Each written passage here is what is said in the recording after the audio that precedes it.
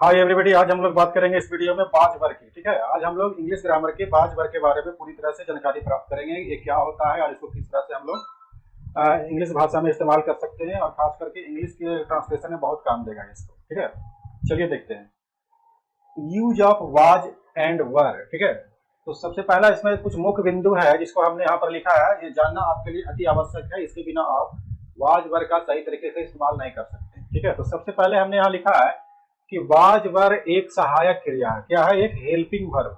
ये मुख्य क्रिया नहीं है, एक सहायक क्रिया। लेकिन आ जाता है कि यदि वाज वर यानी वाज वर यदि अकेले यूज होता है किसी सेंटेंस में, किसी वाक्य में, तो यही मुख्य क्रिया होगी। ये सहायक क्रिया वहां पर नहीं होगी। जब ये वाक्य में अकेले रहेगा, वाज वर यदि किसी सेंटेंस में अकेले होता है तो वहां पर यही मुख्य क्रिया होगी, प्रधान क्रिया होगी। ठीक है, यही मेन वर्ब का काम करेगा। अगला देखिए, इसका यूज हम लोग जो है पास्ट टाइम को बताने के लिए किया जाता है। अगर पास्ट टाइम में कोई व्यक्ति किसी तरह का किसी का जो भी स्थिति होता है, जो भी कंडीशन होता है, उसको बताने के लिए हम लोग वाज वर्ग का इस्तेमाल करते हैं।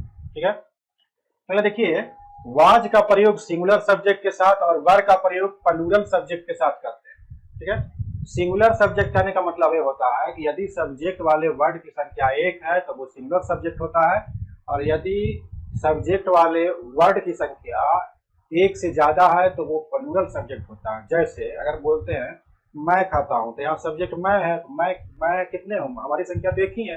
अब जैसे अगर कोई बोलता है कि मोहन जा रहा है, तो मोहन यहाँ सब्जेक्ट है, तो मोहन की संख्या कितनी है, मोहन एक है, तो मोहन क्या हो जाएगा, यहाँ पर सिंगुलर सब्जेक्ट हो जाएगा। ठीक है, और यदि सब्जेक्ट की संख्या एक से ज्यादा हो, यानी सब्जेक्ट वाले वर्ड की संख्या एक से ज्यादा हो, तो प्लूरल सब्जेक्ट हो जाता है। जैसे लड़के खेल रहे थे। ठीक है, लड़के खेल रहे थे, तो यहाँ लड़के जो वर्ड है, लड़के जो वर्ड यहाँ पर है, इसमें लड़कों की संख्या जो है एक से ज्यादा है।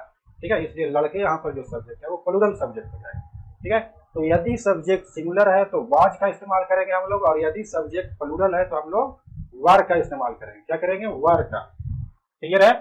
चलिए अगला है, जब वाक्य के अंत में था, थी रहता है, तब इसके लिए हम लोग वाज का यूज करते हैं, और जब वाक्य के अंत में थे रहता है तब वर का यूज करते हैं। ठीक है, चलिए अगला देखते हैं कि हम लोग वाज का प्रयोग आई, ही, सी, इट, रामू सब्जेक्ट के साथ करते हैं, और वर का प्रयोग हम लोग we, you, they, wise subject के साथ करते हैं। ठीक है, अगला देखिए, जिस तरह से हम लोग प्रेजेंट टाइम में किसी चीज को बताने के लिए इज एम का प्रयोग करते हैं, उसी तरह से पास्ट टाइम में किसी चीज को बताने के लिए हम लोग वाज का इस्तेमाल करेंगे। जिस तरीके से प्रेजेंट टाइम में हम लोग बहुत से अगर सब्जेक्ट रहता है तो उसको प्रेजेंट टाइम में बताने के लिए आर का इस्तेमाल करते हैं, उसी तरह से हम लोग पास्ट टाइम में वर का इस्तेमाल। ओके, तो यहाँ देखिए कि यदि सब्जेक्ट हमारा आई रहता है, ही रहता है, सी रहता है, ईट रहता है, मोहन रहता है, तो उसके साथ हम वाज का इस्तेमाल करेंगे। और देखिए, इस तरह से हम किसी भी वाक्य को बना सकते हैं, जैसे आई, ही, सी, ईट, उसके बाद वाज, इसके बाद हमने एक शब्द लिखा है पुअर। पुअर का मतलब गरीब होता है। ठीक है, यदि इस सभी वाक्य अगर हम इसी सभी सब्जेक्ट के साथ यदि हम इस वाक्य को हिंदी में लिखना चाहें, तो मैं गरीब था, वह गरीब था, वह गरीब थी, यह गरीब था, मोहन गरीब था। ठीक है, इस तरह से इसका अर्थ हो जाता है। ठीक है, चलिए यहाँ देखिए कि हम लोग वी, यू, दे, वाइज के साथ वर्क का इस्तेमाल करते हैं, और इसके साथ हमने एक और शब्द लिखा जिस तरह से यहाँ लिखा था वर्क, पुअर। अब इसका हिंदी अगर हम करना चाहते हैं तो हम गरीब थे, तुम गरीब थे, और अगला हो जाएगा वे लोग गरीब थे, लड़के गरीब थे। ठीक है, तो इस तरह से हम लोग इन सब्जेक्ट के साथ वाज वर्ग का इस्तेमाल हम लोग इस तरह से कर सकते हैं। ओके, तो अब हमने लिया है वाज वर्ग का नेगेटिव सेंटेंस को किस तरह से हम लोग बनाएंगे, उसको देखते हैं। तो चलिए हम लोग देखते हैं, यहाँ पर हमने लिया है नेगेटिव सेंटेंस। नेगेटिव सेंटेंसेस को हिंदी में हम लोग कहते हैं नकारात्मक वाक्य। नेगेटिव सेंटेंसेस या नकारात्मक वाक्य वैसे वाक्य को कहते हैं जिसमें नोट का इस्तेमाल किया जाता है, या हिंदी में कहें तो जिसमें नहीं या न का इस्तेमाल किया जाता है, वैसे वाक्य को नेगेटिव सेंटेंसेस या नकारात्मक वाक्य कहते हैं। क्लियर है? चलिए उसी तरह से देखिए, यहाँ भी नहीं का इस्तेमाल किया गया है। इस नहीं को हम लोग अंग्रेजी में नोट लिखते हैं। क्या लिखते हैं? नोट। नहीं को अंग्रेजी में हम लोग क्या लिखते हैं? नोट। क्लियर है? चलिए अब देखिए, इसको हम लोग नेगेटिव सेंटेंसेस को हम लोग किस तरह से बनाते हैं, इसका देखिए बनावट या इसका पैटर्न या स्ट्रक्चर देखिए किस तरह से है। आई, ही, सी, ईट रहेगा तो हम लोग वाज का इस्तेमाल करेंगे। यू, वी, दे, वाइज रहेगा तो हम लोग वर का इस्तेमाल करेंगे। और इसके जस्ट बाद हम लोग क्या लिखेंगे, नोट। नोट लिखेंगे तुरंत बाज के जस्ट बाद ही हम लोग नोट लिखेंगे, उसके बाद ही हम कोई अलग शब्द लिख सकते हैं, बाकी अन्य शब्द जो भी रहेगा उसमें हम लोग उसको लिखेंगे। ठीक है, तो इस तरह से हम लोग निगेटिव सेंटेंसेस को बनाएंगे। चलिए यहाँ देखिए, हमने दो निगेटिव सेंटेंसेस को यहाँ पर लिया है, एक बाज वाले और एक वर वाले। देखिए हम इसको किस तरह से बनाते हैं। तो यहाँ देखिए कि सब्जेक्ट कौन सा है, मैं है, तो हम क्या लिखेंगे, आई। क्या लिखेंगे, आई। इसके बाद जस्ट देखिए हमको क्या लिखना है, वाच। आई के साथ हमको क्या लिखना है, वाच लिखना है। ठीक है, और उसके बाद हमको क्या लिखना है, नोट। क्या लिखना है, नोट लिखना है। और इसके बाद क्या है, अमीर। अमीर को क्या लिखते हैं हम लोग अंग्रेजी में, रिच। ठीक है, इस तरह से हमारा ट्रांसलेशन बन गया, मैं अमीर था का। आप इसको इस तरह से ही बना सकते हैं। सबसे पहले हमको इसको लिखना है, इसके बाद हमको इसको लिखना है, इसके बाद हमको इसको लिखना है, और इसके बाद हमको इसको लिखना है। ठीक है, तो हमने एक लिखा, इसके बाद 2, 3 और 4, इस तरह से इधर से लिखते हुए भी आप इधर आ सकते हैं। ठीक है, तो इस तरह से भी आप ट्रांसलेशन को बना सकते हैं। चलिए क्लियर है। उसी तरह से इसको देखिए, वे लोग को हम लोग क्या लिखते हैं, दे लिखते हैं। क्या लिखते हैं, दे। दे लिखते हैं। दे के साथ क्या यूज होगा, वार यूज होगा। क्या होगा, वार। ठीक है, दे। यहाँ पर हमने इसको 1 लिखा, इसको 2 लिखा, इसको 3 लिखा और इसको 4 लिखा। ठीक है, तो हमने 1 लिख दिया, 2 लिख दिया, इसके बाद 3 में क्या है, नोट है, 4 में क्या है, रेडी। ठीक है, तो इस तरीके से भी हम लोग इसको ट्रांसलेट कर सकते हैं। ठीक है, तो निगेटिव सेंटेंसेस बनाने का बाज वर्ग का ये तरीका है, आप बिल्कुल ही आसान तरीके से बना सकते हैं और अंग्रेजी में ट्रांसलेशन या ट्रांसलेट कर सकते हैं। ठीक है, चलिए अब इसका देखते हैं हम लोग इंट्रोगेटिव सेंटेंस किस तरह से बना सकते हैं। ओके, तो हम लोग बात करते हैं इंट्रोगेटिव सेंटेंसेस की। ठीक है, तो हमने बाज वर्ग के लिए इंट्रोगेटिव सेंटेंसेस को यहाँ पर लिया है। इंट्रोगेटिव सेंटेंसेस को हिंदी में कहते हैं प्रश्नवाचक वाक्य। ठीक है, प्रश्नवाचक वाक्य। प्रश्नवाचक वाक्य किसको कहता है, जिससे कोई प्रश्न पूछा जाता है। जिस सेंटेंस से, जिस वाक्य से कोई प्रश्न पूछा जाता है, वैसे वाक्य को हम लोग क्या कहते हैं, इंट्रोगेटिव सेंटेंसेस कहते हैं, और हिंदी में प्रश्नवाचक वाक्य कहते हैं। ठीक है, प्रश्नवाचक वाक्य। आप लोग हमेशा सुनते हैं कि यहाँ पर वाचक, बहुत सी चीजों में वाचक लगा दिया जाता है, जैसे जातिवाचक, व्यक्तिवाचक, समूहवाचक, द्रव्यवाचक। यहाँ पर भी है वाचक, प्रश्नवाचक। तो इस वाचक का मतलब क्या होता है, आपको किसी ने बताया है आज तक? ठीक है, अगर नहीं बताया तो हम आज आपको बता देते हैं। वाचक का मतलब होता है बतलाने वाला।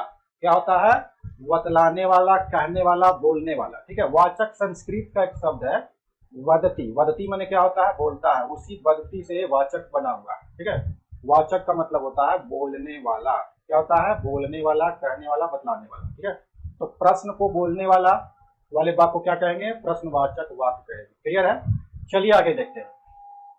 अभी तक हम इसको निगेटिव पैटर्न में ही रखे हैं। ये वाला जो पैटर्न है, ये जो पैटर्न है या स्ट्रक्चर जो यहाँ पर है, अभी तक निगेटिव में ही है, लेकिन हम आपको बिल्कुल क्लियर तरीके से बताएंगे कि आप इसको इंट्रोगेटिव में किस तरीके से बदल सकते हैं। ठीक है, अगर आपको इंट्रोगेटिव सेंटेंसेज का स्ट्रक्चर बनाना है, ठीक है, तो आपको क्या करना है, सिर्फ इसको क्या करना है, सिर्फ इसको यहाँ से उठा करके कहाँ रख देना है, इसके आगे रख देना है। क्या रखना है, इसके आगे रख देना है। जिस तरह से देखिए, हमको क्या करना है कि बाज वर्ग को हमको आगे रखना है। कहाँ रखना है, बाज और वर्ग को हमको कहाँ रखना है, आगे रखना है। बाकी फिर रखना है सब्जेक्ट में ही, सी, इट, राम, कुछ भी यहाँ पर लिखिए, वी, यू, दे, वाइज। ठीक है, और यदि नोट है तो यहाँ नोट लिखेंगे, नहीं रहेगा तो कुछ नहीं लिखेंगे। ठीक है, तो इस तरह से आप इंट्रोगेटिव सेंटेंस बनाइएगा। क्लियर है, चलिए देखते हैं अब इसको हम लोग किस तरीके से बनाते हैं। यहाँ देखिए, क्या मैं अमीर था। क्या है, क्या मैं अमीर था। ठीक है, क्या मैं अमीर था। अभी तक जो हम लोग बात बना रहे थे, अफर्मेटिव हो या निगेटिव हो, क्या कर रहे थे, अफर्मेटिव हो या निगेटिव हो, तो हम लोग कहाँ से शुरू करते थे, शुरू से, शुरुआत से। कहाँ से शुरू करते थे, जैसे हम लोग लिख रहे थे मैं अमीर था, मैं अमीर था, क्या बनाते थे, मैं अमीर था, तो हम लोग कहाँ से शुरू करते थे, सबसे पहले हम लोग किसको लिखते थे, इसको लिखते थे, मैं को। किसको लिखते थे, मैं को लिखते थे। लेकिन जब क्या रहेगा तो वहां पर उल्टा हो जाएगा। हम लोग जो शुरुआत से लिख रहे थे ना, हम लोग कहाँ शुरू करेंगे, लास्ट से शुरू करेंगे। कहाँ शुरू करेंगे, लास्ट से शुरू करेंगे। अफर्मेटिव सेंटेंसेज में और नेगेटिव सेंटेंसेज में हम लोग कहाँ शुरू करते थे, शुरुआत से, लेकिन इंट्रोगेटिव में कहाँ शुरू करेंगे, आखिर से शुरू करेंगे, लास्ट से। लास्ट में क्या है, था है, तो हम लोग क्या लिखेंगे, वाज। इसका क्या लिखेंगे हम लोग, वाज, ठीक है, वाज लिखेंगे। इसके बाद देखिए हमको क्या लिखना है, सब्जेक्ट। उसके बाद हमने इसको लिख दिया, क्या किया हमने, इसको लिख दिया। बाकी जो यहाँ से इस तरह से है उसको सबको लिख देना है हमको।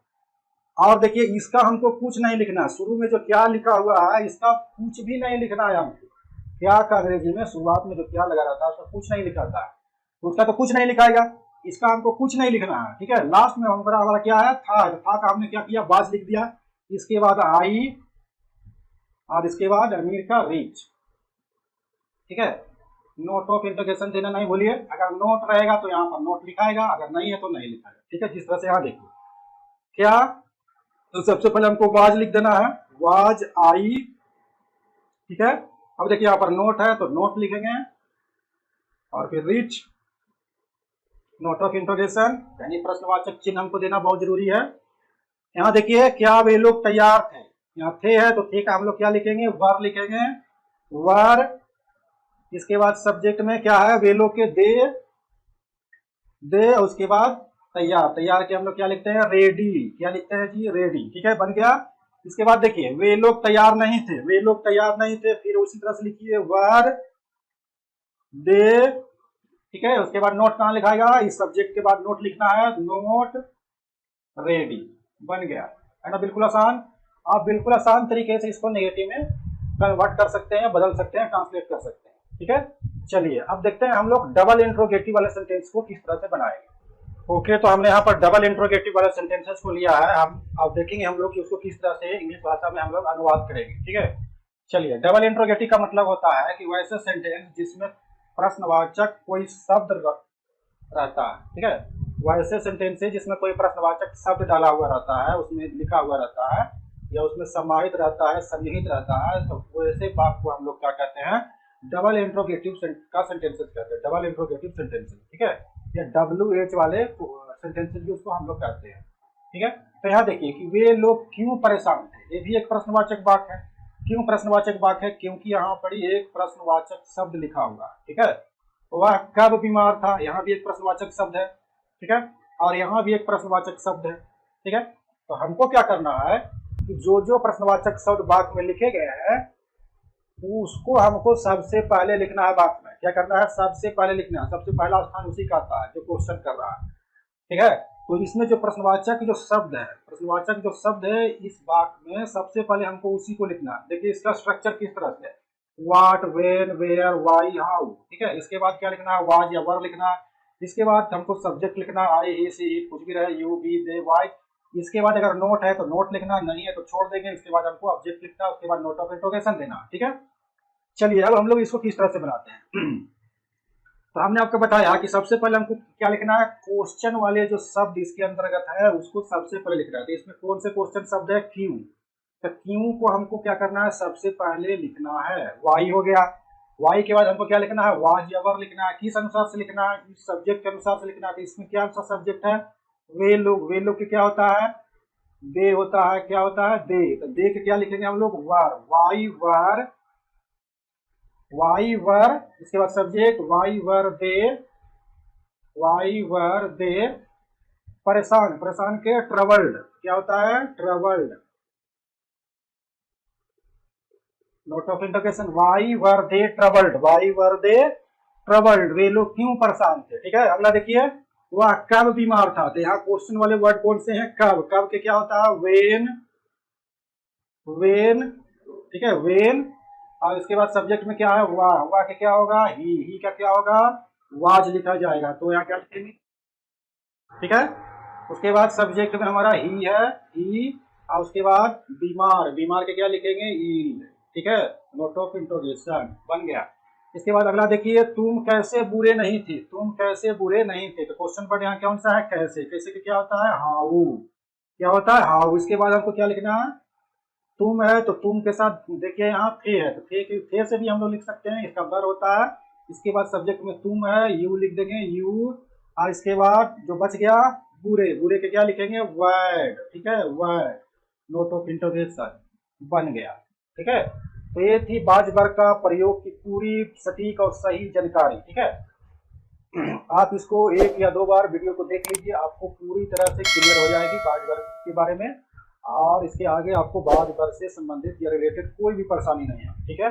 आशा करते हैं कि ये वीडियो आपको बहुत पसंद आया होगा। वीडियो को लाइक और चैनल को सब्सक्राइब कर दीजिए। मिलेंगे अगली वीडियो में, तब तक के लिए आप लोग के लिए धन्यवाद।